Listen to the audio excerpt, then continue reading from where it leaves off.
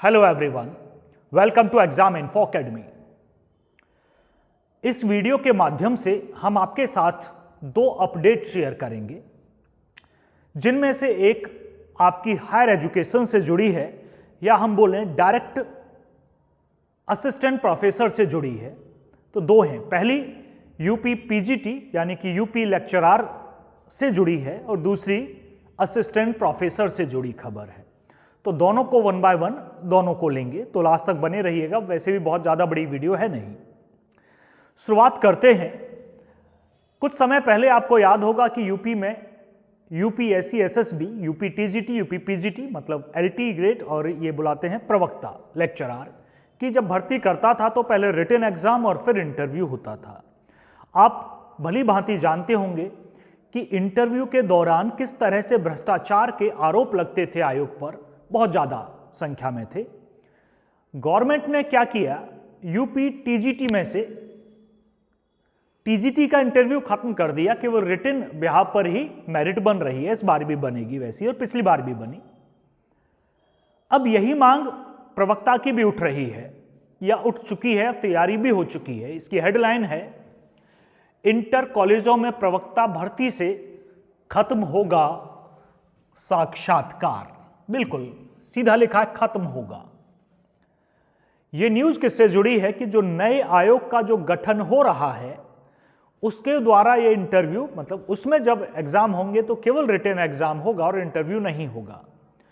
अब आयोग या गवर्नमेंट कहना क्या चाहती है कि ये जो फॉर्म भरे गए थे, क्या ये भी नए आयोग के द्वारा ही पूर्ण होंगे या पुराना आयोग ही ये काम करेगा? क्योंकि कुछ हो नहीं रहा है पुराने आयोग में। अब पद भी सदस्यों के खाली पड़े हैं, कार्यकाल बढ़ाया नहीं गया, ये आप भली भांति जानते हैं।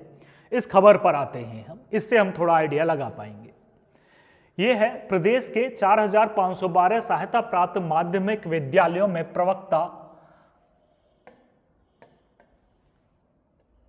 प्रवक्ता भर्ती से साक्षात्कार की व्यवस्था खत्म होगी।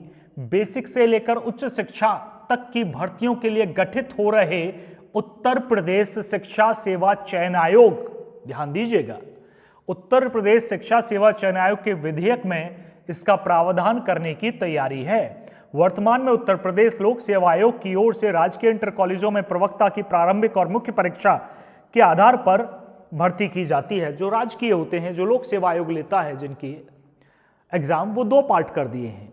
पहले दो पार्ट नहीं थे, पहले रिटन था फिर इंटरव्यू था, सिमिलर था, वो बदल दिया गया दो। जैसे कि डीएसएसबी में होता था, आपको याद होगा अगर फॉर्म भरा टायर 1 टायर 2, वैसे ही यहां भी दो एग्जाम कर दिए गए थे।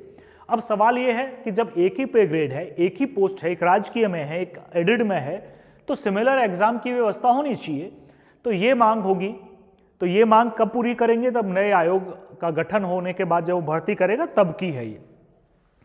जबकि सहायता प्राप्त माध्यमिक विद्यालयों में प्रवक्ता भर्ती लिखित परीक्षा और साक्षात्कार के माध्यम से होती थी। सूत्रों के अनुसार चूंकि राजकीय और एडिड कॉलेजों में प्रवक्ता पद समान पे स्केल, समान ग्रेड पे और अराजपत्रित श्रेणी में है, ऐसे में क्रमिक अनुभाग की ओर से 31 अगस्त 2016 को जारी अधिसूचना के अनुसार एडिड कॉलेजों में भी प्रवक्ता भर्ती सिर्फ लिखित परीक्षा के माध्यम से की जाएगी। तो हो सकता है भविष्य में ये आपको देखने को मिले, लेकिन ये नए आयोग के गठन के बाद की बात है। अब ये जो भर्ती अभी जो आई है, ये अभी जो फॉर्म आप भर चुके हैं, बहुत सारे लोग फॉर्म भर चुके हैं, पुराना आयोग अब काम कर नहीं रहा, सदस्यों के पद खाली हैं जैसे मैंने पहले कहा। अब भर्ती वो करवाएगा या नया, ये कहना अभी तो मुश्किल होगा, लेकिन बहुत जल्दी हम इस स्थिति में होंगे कि हम बता सकें कि नए आयोग के थ्रू होंगी या पुराना ही करवाएगा और कैसे है। कब एग्जाम है, सभी बेसब्री से इंतजार कर रहे हैं, परीक्षा तिथि कब हो, घोषित कब हो। यूपीएससी शांत पड़ा है, यूपीएससी एसएसबी शांत पड़ा है। हमें कमेंट से हमारा बॉक्स भरा पड़ा है कि एग्जाम कब है, कब क्या अपडेट है। चलिए दूसरी अपडेट, अब ये हायर एजुकेशन से जुड़ी है। मैंने कहा था ना दो है, पहली मैंने आपको बता दी। हो सकता है आपको आगे इंटरव्यू ना देखना पड़े, इससे थोड़ी ट्रांसपेरेंसी होगी। अगर पेपर आउट नहीं होता है तो ये मानिए कि बिल्कुल एक्यूरेसी से काम होगा। मैंने कहा ना अगर नहीं होता है तो इस पर थोड़ा गौर करिएगा। दूसरी आपसे जुड़ी है मतलब हमारे तो यूपी टीजीटी पीजीटी वाले भी देखते हैं चैनल को और यूपी एचईएससी वाले तो बहुत सारे देखते हैं। तो ये असिस्टेंट प्रोफेसर से जुड़ी है। आपका अगर हो जाता है सिलेक्शन तो अब आपकी जो रिटायरमेंट की जो एज है वो 65 ईयर करने की तैयारी है।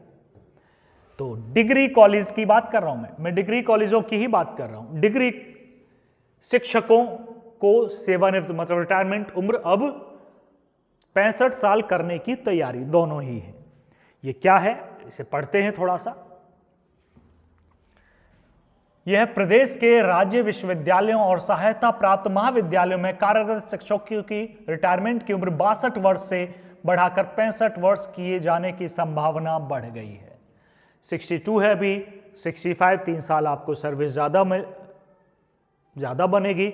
अगर पुरानी pension scheme OPS old pension scheme अगर लागू हो जाती है तो इसका बड़ा बेनिफिट आपको मिलेगा, पेंशन के रूप में देखने को मिलेगा अगर लागू होती है तो। राज्य सरकार इस मुद्दे पर विचार करने जा रही है। प्रदेश के उच्च शिक्षा मंत्री योगेंद्र उपाध्याय ने 13 मार्च को विभागीय समीक्षा बैठक बुलाई, जिसमें एक मुद्दा यह भी है। उच्च शिक्षा विभाग के विशेष सचिव गिरिराज कुमार त्यागी ने शनिवार को विभागीय अधिकारियों को पत्र भेजकर उच्च शिक्षा मंत्री की अध्यक्षता में होने वाली इस बैठक में का एजेंडा जारी किया। बैठक में कुछ राज्य विश्वविद्यालयों द्वारा छात्र संघ चुनाव कराए जाने के लिए दिशा निर्देश दिए जाने हैं। असिस्टेंट प्रोफेसर के विज्ञापित 1107 पदों के लिए लिखित परीक्षा के आयोजन, असिस्टेंट प्रोफेसर व सहायक कुल सचिवों की प्रोन्नति के लिए डीपीसी, नए महाविद्यालयों में एलएलबी पाठ्यक्रमों का मानक निर्धारित करने, राज्य विद्यालयों में शैक्षिक पदों को भरने, तृतीय श्रेणी के रिक्त पदों को अध्याचन अधीनस्थ सेवा चयन आयोग को भेजने आदि मुद्दों पर विचार किया जाएगा। बैठक का जो आपके लिए जरूरी है वो कौन सा हिस्सा है देखिएगा। एक ही हिस्सा जरूरी है और वो कौन सा है, असिस्टेंट प्रोफेसर के विज्ञापित 1107 पदों के लिए लिखित परीक्षा का आयोजन।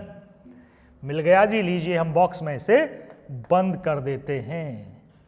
इस बैठक में ये भी रहेगा, इसका परिणाम क्या निकलता है, कब है, जैसे ही हमारे पास अपडेट आएगी हम सबसे पहले आप तक पहुंचाएंगे।